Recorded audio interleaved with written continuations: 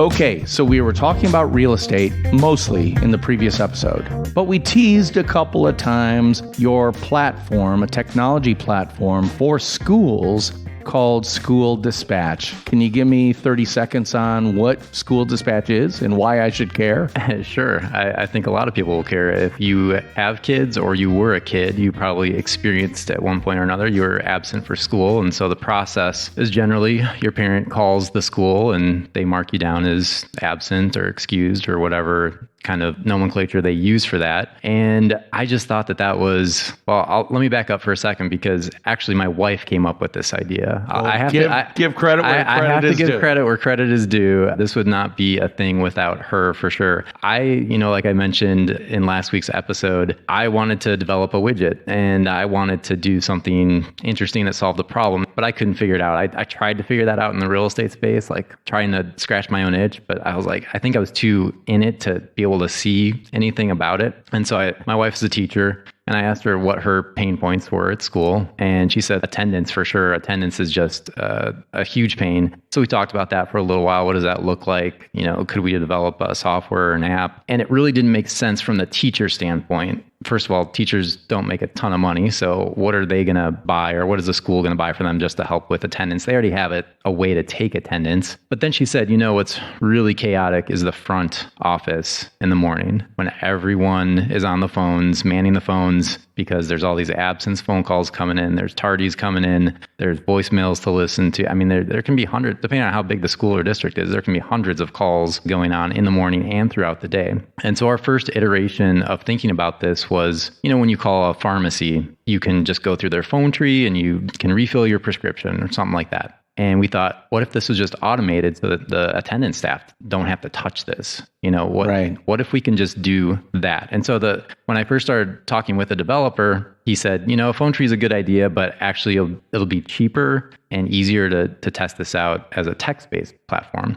So that's what we started with, was a text-based platform. And actually, we're still there at a text-based platform and the parents just eat it up. They love it. Yeah, well, I can imagine because getting through, having to wait for the message and then say, okay, Susie's going to be at a doctor's appointment, that's a pain in the butt compared to whipping out a texting. Susie Jones is going to be at a doctor's appointment and then text it to a number. You forget about it. She doesn't get marked incorrectly in the attendance books and everything's cool. Mm-hmm. Yeah, it really simplifies a process where you're saving, at least a couple of minutes on the parents' side. When they're making the call, you're saving a couple of minutes on the attendance staff side. And then you're actually going to be saving the teacher a couple of minutes too, because if the absence is already correctly inputted in there and they don't have to see that there's no one in that seat over there and have to mark that. So you're saving quite a bit of time when you extrapolate those numbers to hundreds and thousands, depending on how big a district is. It's going to save, hundreds of hours. Yeah. And I can only imagine the data that can be captured. When we first started talking about this at 1 Million Cups the other day, my mind jumped all the way to that data collection. And again, I'm not talking about data about kids. I'm talking about anonymized data that could be tremendously helpful to the Centers for Disease Control. Mm-hmm. Like if all of a sudden you have a school where 25% of the kids are out, that should raise a flag someplace that, something's going on there. Right. Yeah. A lot of school districts do need to know symptoms. And so that is one of the fields when you're going through the text flow. If they're absent for being sick, it's going to ask for that if the school wants that. Some schools don't want to ask that, but yeah, they can see those trends. And some of them need to report to the state if they have certain things like a norovirus or, chickenpox, something like that. Yeah, exactly. One, you take friction out of the system, which is always the test of a new technology. Does it significantly remove friction from an existing system that is mandatory? And by the way, these notification systems are mandatory. They're legislatively mandated by federal and state authorities, and probably local as well, that you have to do this. It's not a nice to have, it's a must have. Yeah, I mean, schools won't get funding if they can't calculate their attendance. Yeah. So that's a very important thing. And it's actually something I found out more recently. I was talking with a retired superintendent and he asked me if I had any familiarity with average daily attendance, which most states use. And that's how they find their funding because schools get about half of their funding through states most of the time, but it's based on their average daily attendance. So they have to submit a report at the end of the year so that they know what their average daily attendance is, and they get funding based on that. And I'm working on some things to actually help schools, not only with, this problem of the phone calls, but helping them raise their attendance rates. Yeah, wow. So obviously this product is very, very sound, but it's also very, very new. Right. And we've talked a little about the personal brand named Nate Shields. Now you've got a small business brand called School Dispatch.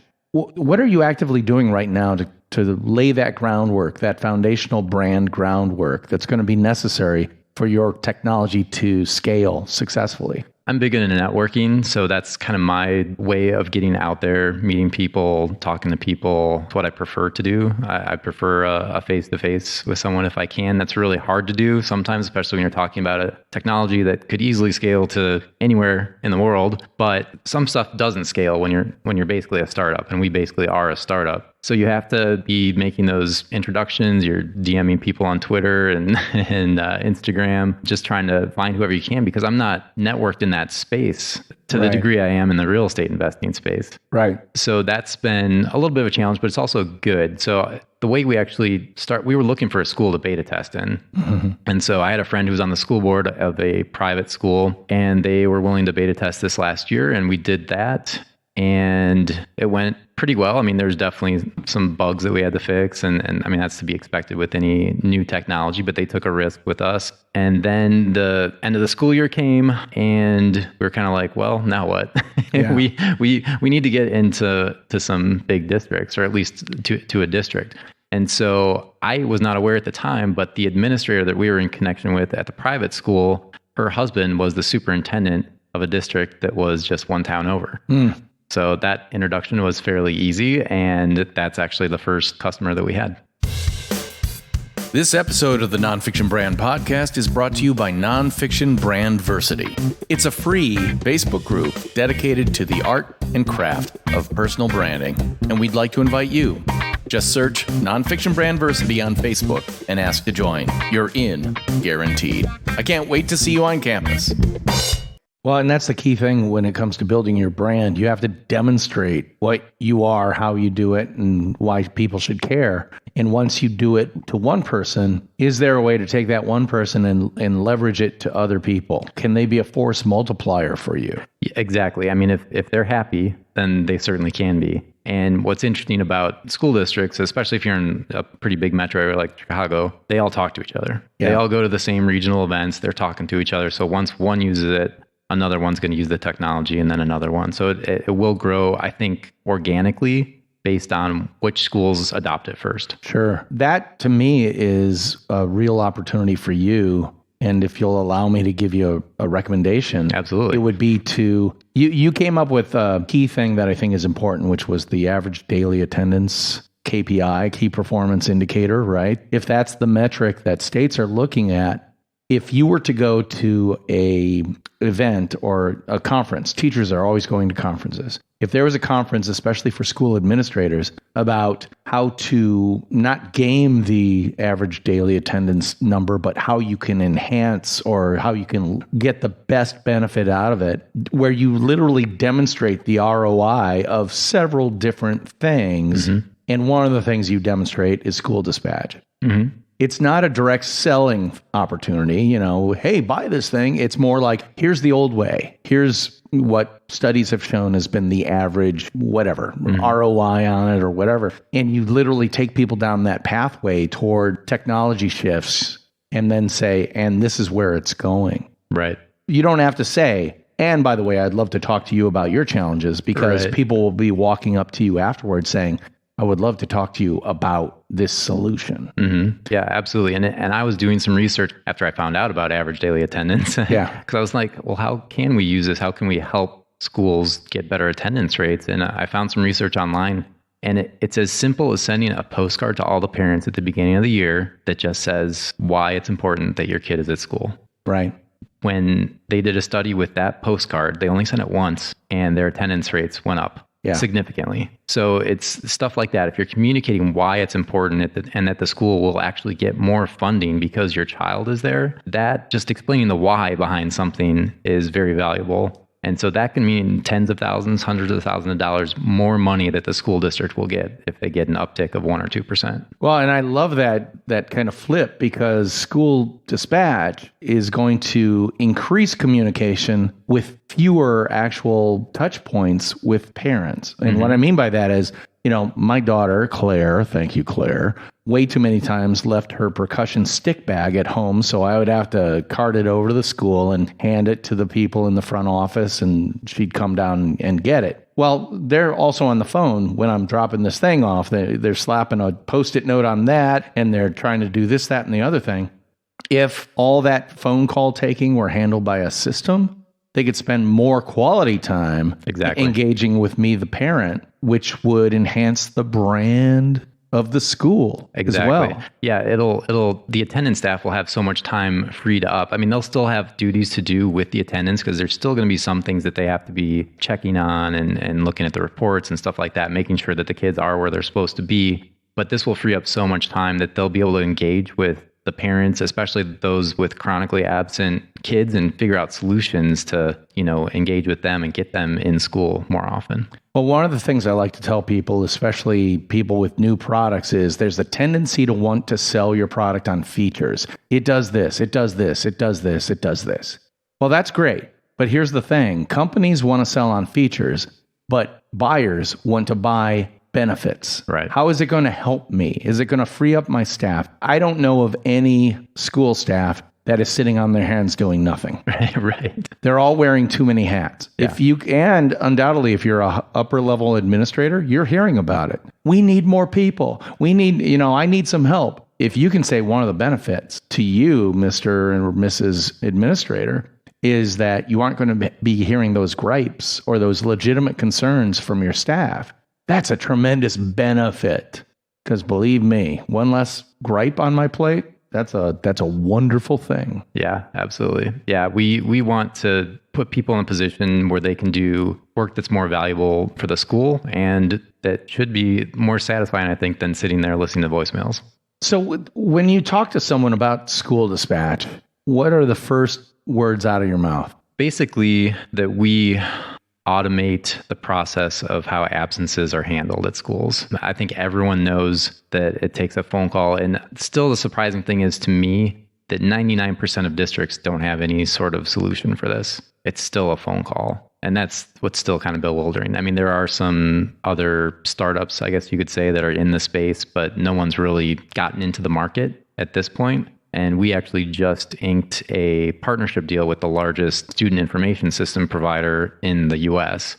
And so being one of their preferred vendors is going to be hugely helpful to us to get into the market where they're in, which is something like 75% of schools. Yeah. Well, again, you've got a lot of different messages that need to get out there. I mean, once a district successfully engages with you, you now have to, with them, communicate what the system is, how it works, and why you, the end user, the parent, would benefit from that and why you should use it. I mean, I look at my phone now, my mobile phone, I use it for actual voice phone calls maybe 5% of the time. Right. The rest of the time, it's a text machine, it's a computer, it's a video screen, it's a gaming device.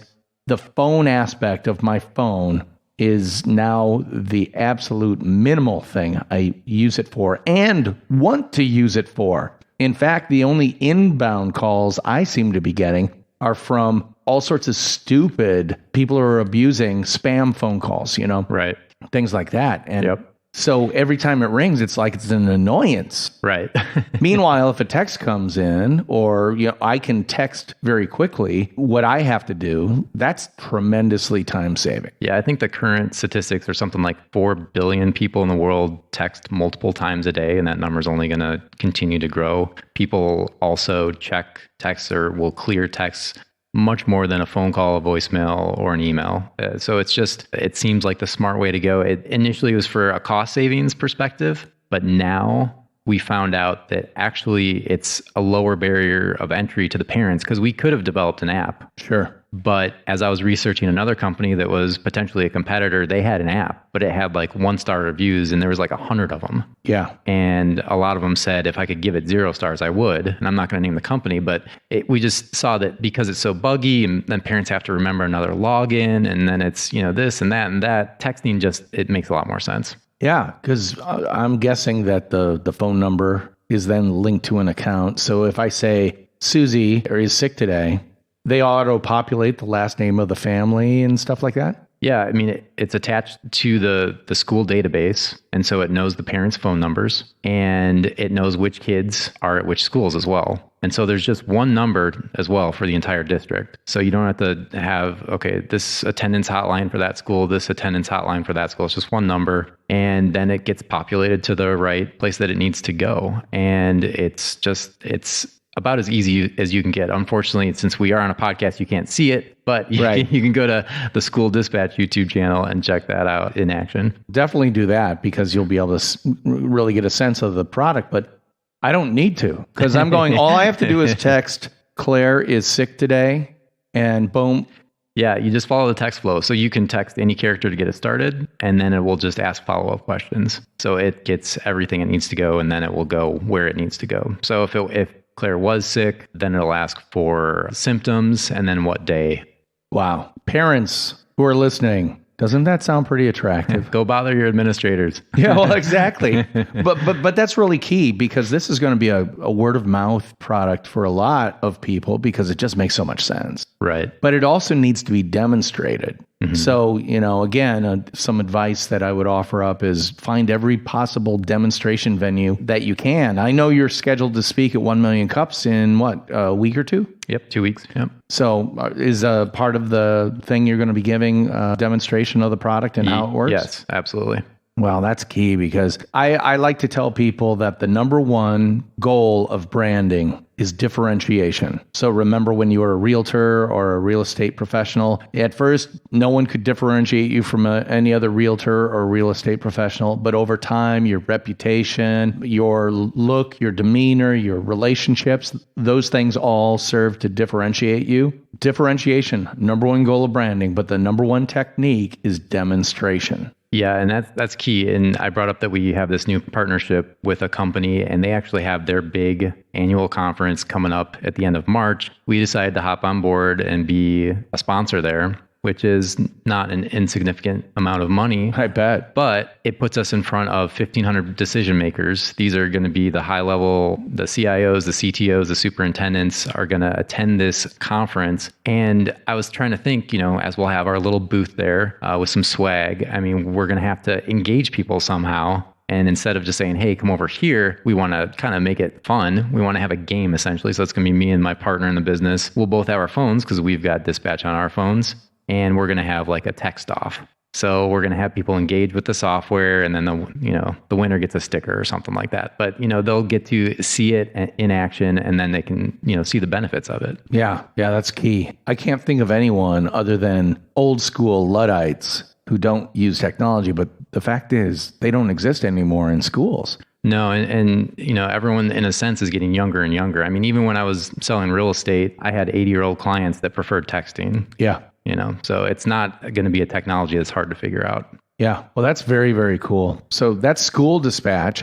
If you're involved with any type of school district or as a parent, as a teacher, as an administrator, you owe it to yourself to check out School Dispatch. Are there videos on YouTube, you said? Yeah, we got videos on YouTube. You can look up School Dispatch there. Our website is schooldispatch.co. Hey, nonfiction branders, did you know I wrote a book? Well, I did, and it's called Rotoma, the ROI of Social Media Top of Mind. I wrote it with my colleague Spencer X. Smith, and it's all about Rotoma, an acronym that means Return on Top of Mind Awareness. Best-selling author and NYU Stern School of Business professor Scott Galloway called it a book that starches the fluff from social media and helps managers allocate capital and find the unicorn among unicorns, ROI. And Chief Content Officer at Marketing Prof, trade-offs, and Handley said, "This isn't just a practical way to think about the return on social media, it's also a spot-on, accurate way to reframe your social efforts." Check out all the 5-star reviews on Amazon by searching Rotoma, Rotoma. Pick up your copy today and start building your personal, professional, and small business brand the Rotoma way. So you got Nate Shields, the personal brand, who's kind of involved in a bunch of different real estate things. And then you've got, you're listed as what, president? President, I prefer head honcho, but yeah. Yeah, okay, head honcho of School Dispatch. How are you balancing that in terms of your work life? I mean, is it, I imagine right now that School Dispatch is the very needy baby.